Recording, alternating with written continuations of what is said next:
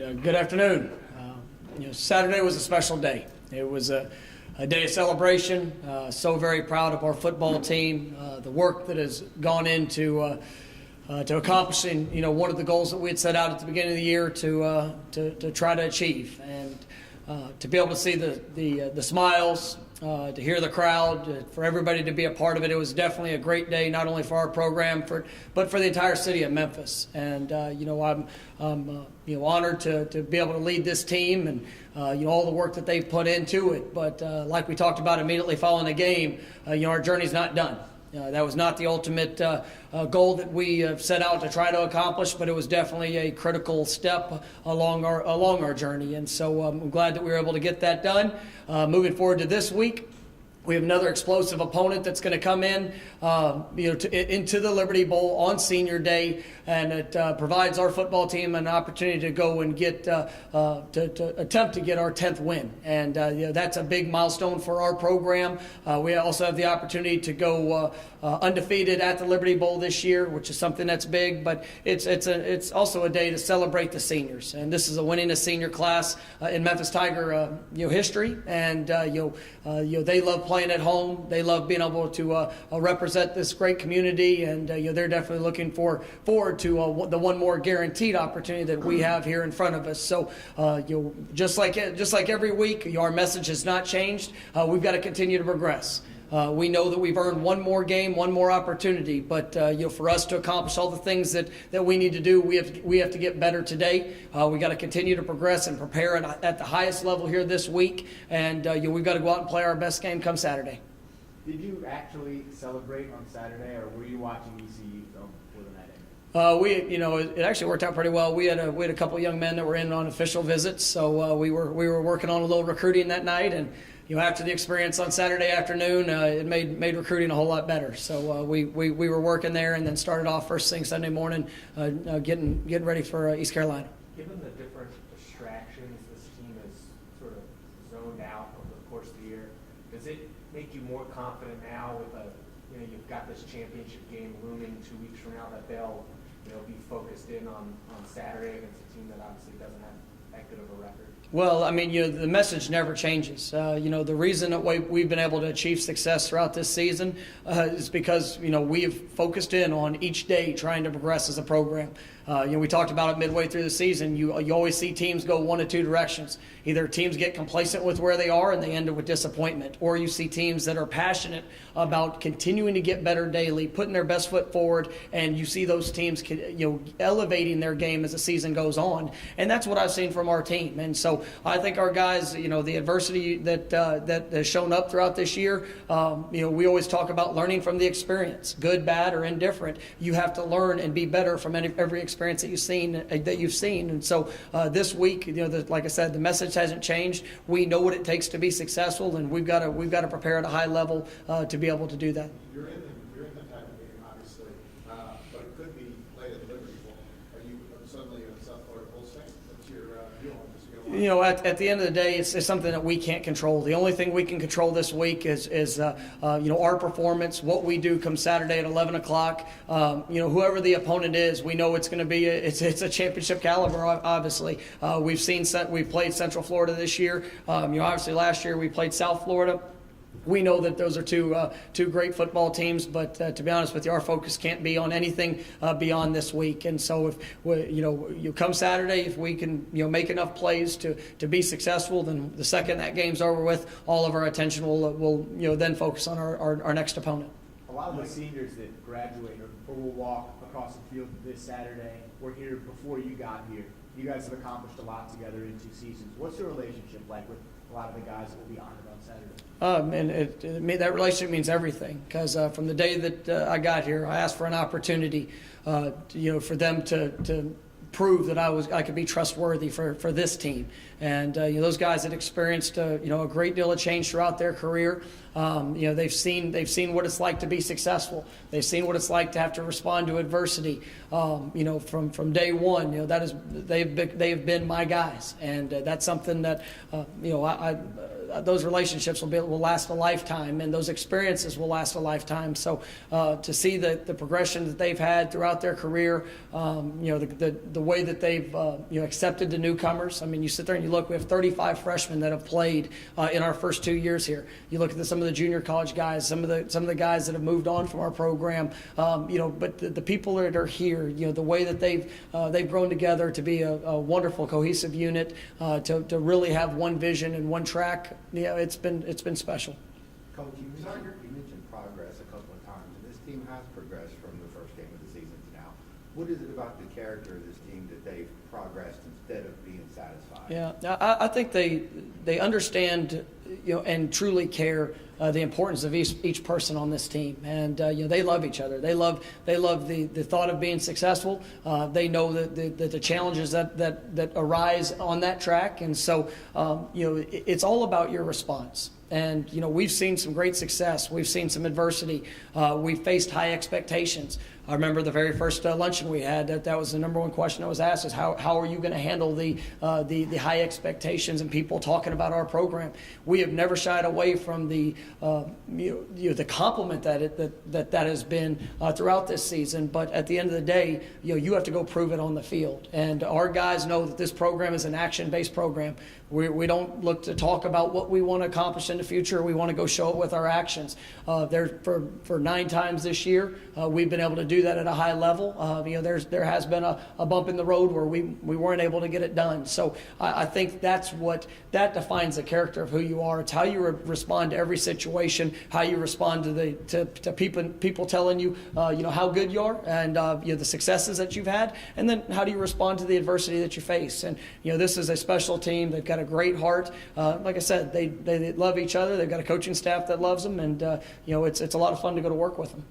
The Tigers have never been unbeaten at home since the Liberty Bowl opened.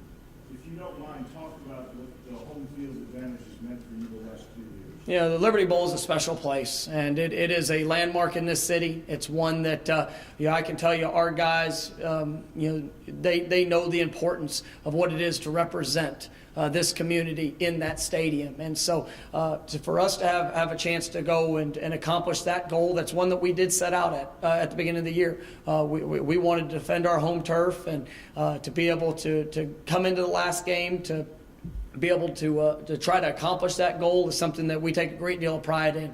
And so we're looking forward to having a great crowd. I think the early forecast is one that's going to be phenomenal weather. So we've got a holiday weekend, and man, this is definitely a time to support our community, support our team, and all these seniors, and whether it's a senior or a freshman, this team it believes in the community. It believes in this university, and we know that we represent something much bigger than ourselves. And so I look forward to seeing a great crowd come Saturday at 11.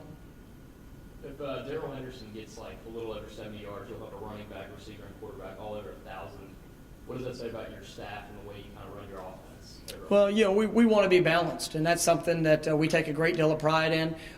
We've got a tremendous group of playmakers among our skill positions, and then we've got 5-6 guys up front that have done a remarkable job in creating run lanes, protecting our quarterback, and those guys have just they haven't got maybe the recognition just playing offensive line. It's hard to recognize those guys to the level that they deserve, but they've done a phenomenal job. And so when you look at that, it's really it is a compliment to the players that we have, the coaching staff. Our job is to put them in a position to be successful and to showcase their skills and talents, and I think we've been able to do that to a pretty good level so far.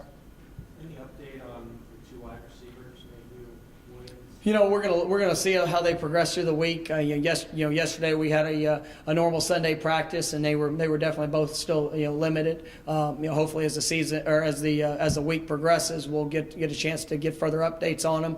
I was really pleased with the way that the guys that replaced him showed up. I thought Mashane Slade did some really nice things. Coxie played his best game since he's been here. A couple big third down conversions, some big catches out there in the open field.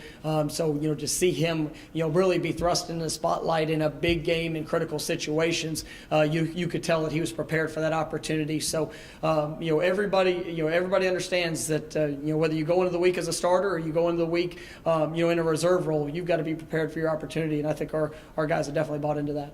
How about Emmanuel Cooper and Christian? Yeah, those were two guys that was something that was big in the game, especially late. Christian went out. I think it was early in the second half, late first half. Kind of got banged up a little bit, and then Coop was not. We thought he would have an opportunity to be able to play. He kind of got tweaked in practice a little last week, but he wasn't ready to. He didn't respond as well as we'd liked on game day, so we held him out, and so hopefully we'll be able to get those guys back and rolling, because we really tested our depth there on the defensive front, and we certainly need those guys to be able to help us do what we want to accomplish here this week. Why is this ECU team better than its record? You see an explosive football team. One that they are balanced. I think they threw for like 450 yards there last week. You've seen great flashes of what they're capable of. I know there's been a couple of games that have been disappointing, but even in just about every one of those games, there's been a key moment where it could have gone either way. And it's a team that's been in a lot of close games and battles. You look at the Virginia Tech game was close. I think it was 17-17 there, close to the half, and then kind of got away from them there late.